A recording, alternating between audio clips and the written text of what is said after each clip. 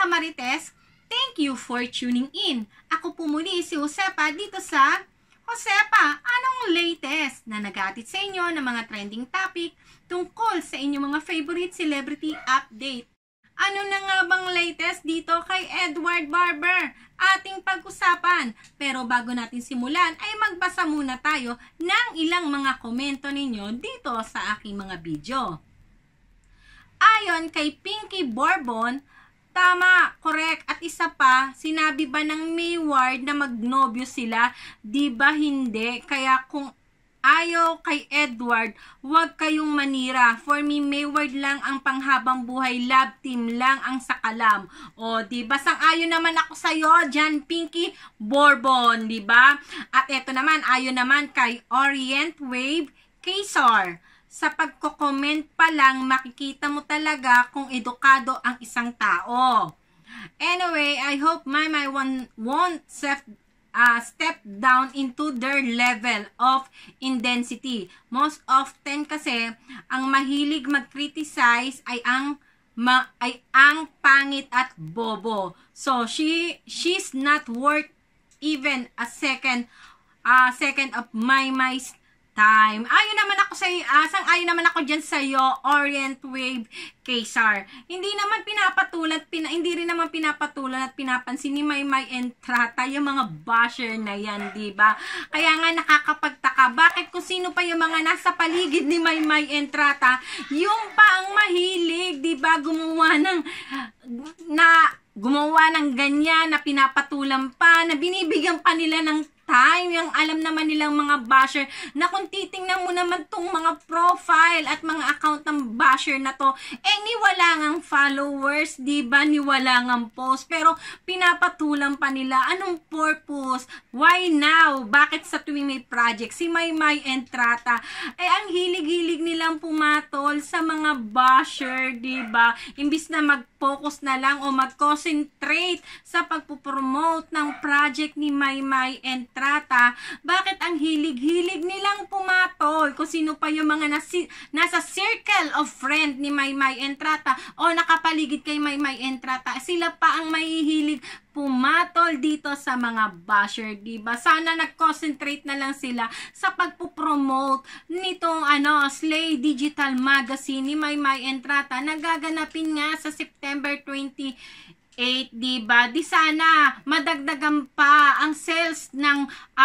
digital magazine ni Maymay Entrata na Slay. Sana ganun na lang ang ginawa, hindi yung nag-post pa si Sir Owen sa Twitter ng comment ng isang basher na kung sa alam naman niya ay hindi totoo, dahil alam naman niya na basher yun, na wala ka naman talagang maririnig na tama at maganda sa isang basher. Pero bakit pa niya pinost? Anong purpose, di ba? Lalo lang nagkakainitan tuloy ang Solid Maymay at ang Solid Edward. Natural, syempre, bakit nadamay ang Solid Edward o si Edward?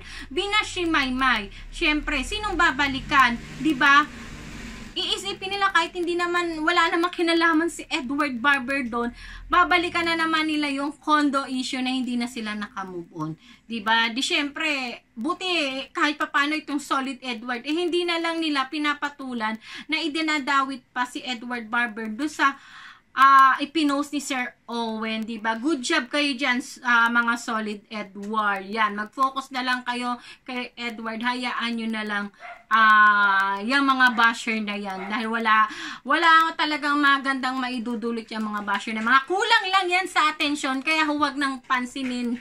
Diba? Nako, yung mga circle of friends dyan ni Maymay Entrata o yung mga nakapaligid kay Maymay, please, huwag niyo naman pong itapat sa project ni Maymay Entrata na ito nga, meron na naman siyang project sa September 28. Baka mamaya, imbis na madagdagan ang income, diba? Ang ticket sold ng Digital Slay Magazine ni Maymay Entrata, baka mamaya mabawasan pa o mawala. Please, mag-focus na lang tayo to promote ng Digital Slay Magazine ni Maymay Entrata sa halagang 799. Huwag niyo pong kalimutan, 799 para meron po kayong meet and greet kay Maymay Entrata through Zoom. O, ayan po. Doon na lang po tayo mag-focus kasi wala naman tayo talagang magagawa sa mga basher. Libangan na po talaga nila yan. Habang mas pinapatulan mo sila o binibigyan mo sila ng atensyon, kagaya ng ginawa ni Sir Owen, binigyan niya ng atensyon ang basher na to, lalo po siyang magko-comment ng mga bash, lalo po niyang pupulaan si Maymay Entrata kasi nakukuha nila ang atensyon nyo, ang atensyon natin, diba? Pero kung didedmahin ho natin sila at hindi natin sila papansinin, papatulan, mapapagod at mapapagod po ang mga yan at titigil na sila. Yun lang po ang sa akin. Okay, ayon naman kay Yolanda Roque, mga fans lang tayo lahat. Tama ang ulitin ko. Sabi ni Yolanda Roque, mga fans lang tayong lahat. Tama na mga siraan. Mahalin natin si Maymay, mahalin natin si Edward at ang Mayward. Tama na mga pamimintas sa bawat isa. Basta Mayward lang. Yan. Sang-ayon. 100%. Sang-ayon ako sa komento ni Yolanda Roque. O, diba? Focus. Diba? Huwag nang patulan para hindi na lumaki pa. Diba? At ito, huling ko... Ito, ayon naman kay Edith Mides. Good evening po sa Mayward at kay Ma'am Josepa. Ipasa Diyos na lang natin sila para matauhan yung mga nagko-comment ng bad. Basta ako proud pa rin sa Mayward forever. O, diba? Ang sarap-sarap magbasa dito sa comment section ng aking mga video. Talaga namang napaka-positibo ng aking mga kamarites. Diba? Sobrang nakaka-inspire. Kaya naman lalo akong ginaganahan na ipagpatuloy ang pagsuporta dito kina Maymay Entrata, Edward Barber at sa Mayward dahil marami tayong napapasaya, diba? O eto, pahabol uli na komento ni Edith Mides.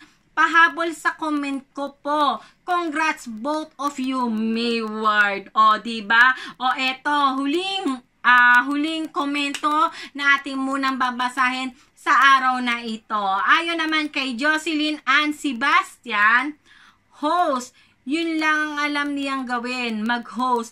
What do you expect? English is his first language. Blessings. Walang ka-effort from him. Walang humor. As in, boring. Oh my gosh. Jocelyn Ann Sebastian, diba? English. Magaling kasi si Edward Barber sa English. Maraming magagaling sa English. Pero bakit si Edward Barber ang laging kinukuha ng mix ng Binibining Pilipinas? Nag-host na siya ng Binibining Pilipinas sa mga big event ngayon ng Star Magic. Ayan, host pa rin itong si Edward Barber. Diba? Hindi lang siya host, may sense of humor din siya. Alam niyo, pag-host, para din yung lahat tayo marunong kumanta. Marunong ako kumanta. Pero, hindi lahat ng marunong kumanta ay masarap sa tenga. Diba? Hindi lahat ng English ay marunong mag-host. Hindi lahat ng marunong mag-English ay magaling mag-host. At yon ang meron si Edward Barber, diba? Is a gift. Nasa gift na yan kay Edward Barber. Kung itutuusin mo, wala pa siyang aral, diba? Pero nangingibabaw na ang kanyang hosting skills, diba? What more kapag ang batang to ay nag-aral lang hosting, diba? Mas lalong mahasa yan at mas lalong gagaling, diba? Kita nyo, siya na ang humahanay kina Lucky Manzano o Robbie Domingo o Billy Crawford, diba? Si Edward Barber ngayon ang hindi man na host sa mga big event ng Star Magic, ABS-CBN, Mix, pati na ng Binibining Pilipinas. Si Edward Barber na rin ang kinukuha. Napakaraming sa industriya na magagaling mag-host. Pero bakit kay Edward Barber ito pinagkakatiwala kung hosting lang ang kaya ni Edward? Ibig sabihin, higit pa ron ang nakikita nilang talento kay Edward Barber. At ito nga ang ating pag-uusapan. Hosting skill ni Edward Barber ay isa nga si Edward Barber sa mag-host itong na mix na gaganapin na ngayon. Ito, panoorin natin ang video. Diba, Edward? Yep. We'll pick randomly a lucky recipient, kaya abangan niyo po yun. Sign up, tweet, send your answers now. Kung kayo, di nyo gagawin, ako na lang. Gusto ko rin ng ticket for that concert. But something that's very close to my heart as well, I'd love to invite everyone to, is Counterculture Youth and Young Adults Conference happening on November 12 and 13.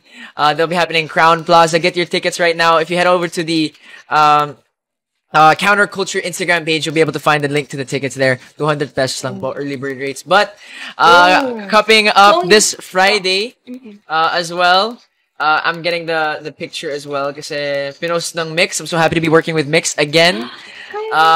We'll be having something very, very special, something very, very amazing. The Awit Awards for everyone to watch and to see. It'll be very, very cool. The Awit Awards 2022, curated by Mix. This is the nominee fest. I'll be there with VJ Sam and Selena De Dios.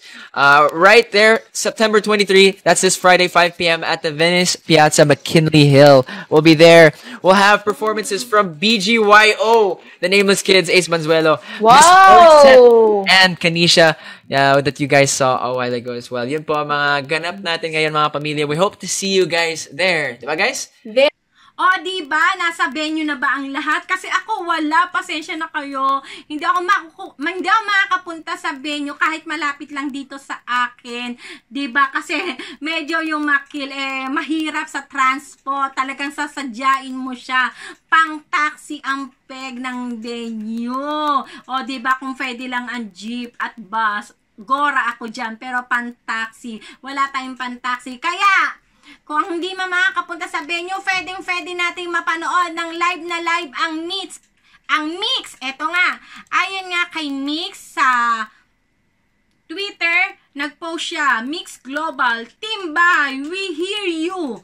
Show will be live stream on our official Facebook, TikTok, Twitter, and YouTube page starting at 5 p.m. Ayan na, magi-start na, kaya manood na kayo sa Mix. Supportahan natin si Edward Barber at paulanan natin ang comment section ng Mix Global. Ayan, sa Facebook, TikTok, Twitter, at YouTube ng pasasalamat sa Mix at isagaw natin ang Go Edward Barber. Diba? We support at huwag niyong kalimutan ang pa-hashtag ng Mix na hashtag Awit Award 2022 Nominee Fest. Ayan. At syempre, kung meron ng pa-live stream, ayan, nandoon na sa venue ang host ng Awit Awards 2022 na si Edward Barber at si Sam Melby. At eto nga, nag-share naman etong si Jokira Doraemon ng Toromori. Ayan, pasensya na. Ay, nagkabulbol ang dila ng lola ninyo. Ayan. Jahar Misu sa kanyang Twitter account. Ayan nga, nagpa-practice na, nagre-rehearsal na sina Edward Barber at ang kanyang mga kasamang host na sina Sam. Ayan na, punta na kayo. Hindi mga makakapunta sa live stream na lang tayo manood sa kanilang Facebook account, TikTok, YouTube, ayan, nandiyan sila. Panoorin natin at suportahan natin itong si Edward Barber. O, paano mga kamarites, hanggang sa susunod na update dito kina Maymay Entrata at Edward Barber na mas kilala natin sa tambalang Mayward. Sa mga gusto ng update dito kina Maymay Entrata at Edward Barber o sa Mayward, huwag niyong kalimutang mag-subscribe. I-click ang bell button para lagi kayong updated sa mga latest video ko. O, paano mga kamarites? Ako po muli si Josepa. Hanggang sa muli. Paalam!